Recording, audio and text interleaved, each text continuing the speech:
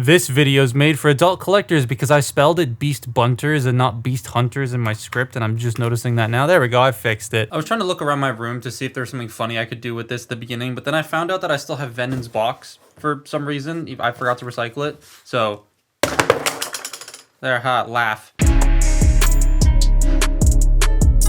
I didn't really care that much for the Optimus version of this mold, and that made me apprehensive to get this. However, finally deciding I wanted to own one, and lo and behold, Comic Alley has one, not sponsored. It's nice to get an accurate version of this character. Well, as accurate as retooling an existing mold that wasn't probably accurate to start with is. I really dig this shade of blue with the nice deep red and the bits of silver, though I wish the silver was a bit more spread out along the entire toy, because it just kind of is the upper body shoulder pad bits and nowhere else. I do think the proportions work better for Ultra Magnus than they did on Optimus. I know in the show they share models with some modifications, but here having the toys be different if you have the first edition one, which I don't, to me would work a lot better. I do kind of want a first edition now just to go next to this. Oh, and I really like this dark blue, and I wish it was on more of the figure, but I think the shoulder pads are a treat. They look sick, and they made the pre-existing parts work very well with the new ones that they implemented to make these. He's also a nice height for a Voyager, and surprisingly all the ball joints are pretty solid for the most part. Every time I've had this mold, and I've had it twice before this, it's been a floppy mess, but this one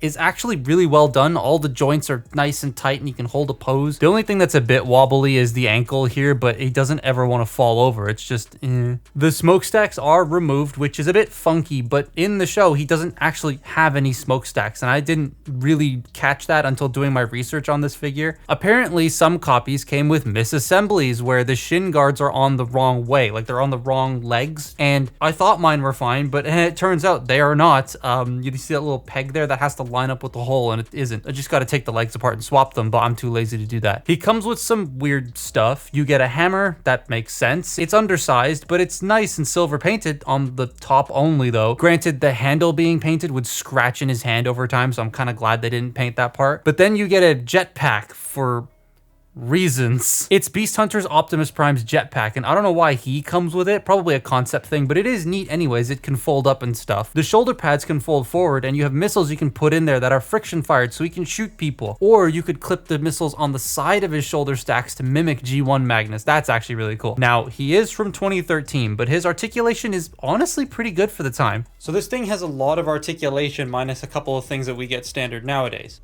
But some of the awkward nature of how he's sculpted mean that those joints are a little bit limited to just weird to use. So to start with, the head is on a ball joint, but you can really only get it to rotate. There isn't really much in the way of tilt or up and down just because it hugs that neck so much. These shoulders, they can do a full 360 degrees. They go out, but they do bump into his head because of the shoulder pads. However, you can open these up a little bit to get it to sort of fold out a bit more, if you want to do that, I guess. He does have a bicep rotation. You have 90 degrees of bend at the elbow and nothing at the wrist, so you can sort of fold them like that if you want, but that's more for transformation. He is missing a waist joint. There isn't one, and like there is totally space for one in there. It just doesn't have it. The hips are on ball joints. They can go forward only about that far. I wish they could go further.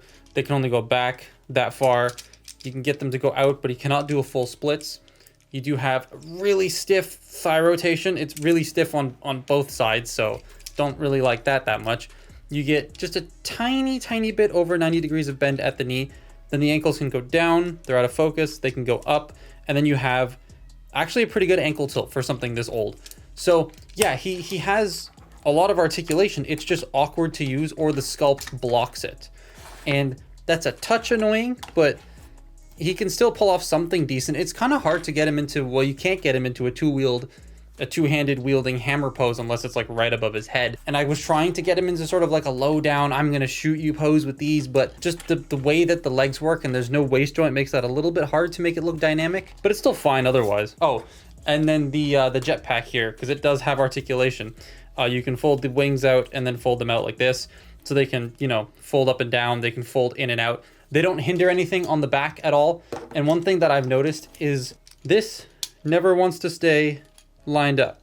It never wants to stay put. It always wants to flex like this, which is a tiny bit annoying, but it doesn't really cause any issues at all other than me knowing it's there. So I wasn't expecting to really like this robot mode, but it is nice and I enjoy it. The transformation also feels a tiny bit smoother, though not much between this and the old one has changed, so it's funky in that regard, but I like it. So the Optimus version of this mold, I never really liked the transformation of, especially in the chest area, because it had folding windows, and by folding I mean they would sit flat and then they would sort of just do this a little bit in the robot mode, and they were bigger than this, and so it made getting the arms into place a little annoying. But here this doesn't really have that issue because this is one solid chunk. It does have a movable part, but it doesn't get in the way at all, and it actually makes the transformation feel a lot smoother than that original Optimus.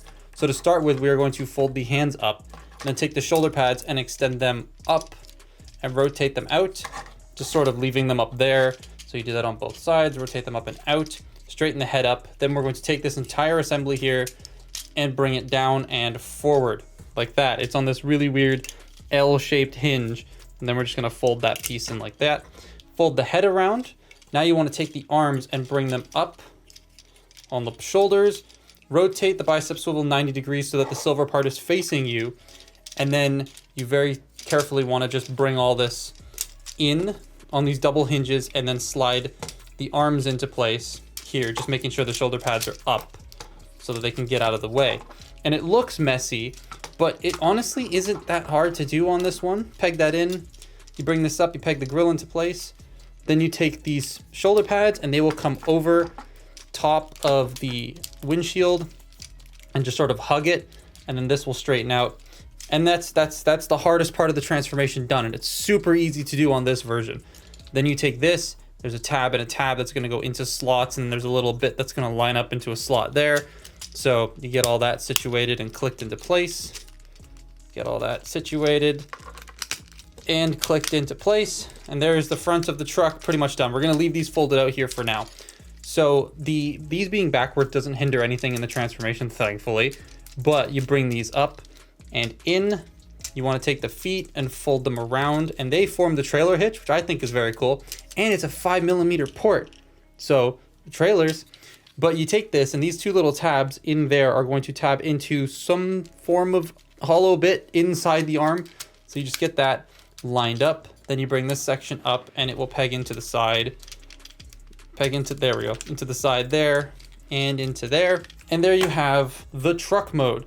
And then the jetpack here, you can fold this section up, bring this around. These missile bits can clip into the side of the wings there. Actually, I'm gonna peg them in the other way because it makes it easier to fit the whole assembly there and there. And then you can take this, and those 3 pegs are gonna go into those 3 holes like so. Just get that situated in there, and it fits. Now the hammer, it does peg into the jetpack right here in the middle, but it doesn't fit now, and I don't exactly know where else to put it. I could just be missing something, but yeah, it doesn't really, as far as I can tell, go anywhere. But this also just looks ridiculous, so we're just gonna take that off. But yeah, that's the truck mode. It's very fun to do that back and forth. I actually quite enjoy doing this part here now because it's, you know, a new windshield piece. That's a nice truck mode.